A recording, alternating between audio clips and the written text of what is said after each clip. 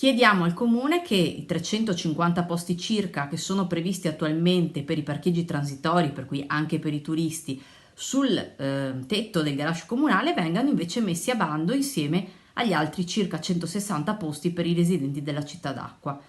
I posti auto del garage comunale tornino ai veneziani. È la proposta del Partito Democratico che punta il dito su quelle centinaia di posti cosiddetti transitori che in realtà vuol dire sostanzialmente che vanno ai turisti. Tutto questo si colloca in un più ampio progetto del PD che è quello di ritornare ad una città per i residenti piuttosto che esclusivamente turistica e che recentemente ha visto affrontare il problema della casa con proposte sulle case popolari e sulle case private.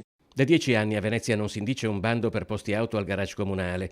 I primi annunci risalgono al 2016, ma ci vogliono 3 anni prima che nel 2019 venga approvata la delibera, cui seguono nel 2020 e 2021 promesse di pubblicazione imminente, prima entro gennaio 2022, quindi a primavera, infine entro settembre di quell'anno. Bisogna però aspettare il febbraio del 2023 per l'approvazione della delibera in giunta e il bando ancora non c'è, ma anche se arrivasse. I posti a disposizione per i residenti nella città d'acqua saranno pochissimi. Dei 250 infatti messi a bando, solo all'incirca 160 saranno a disposizione di chi risiede nella città d'acqua.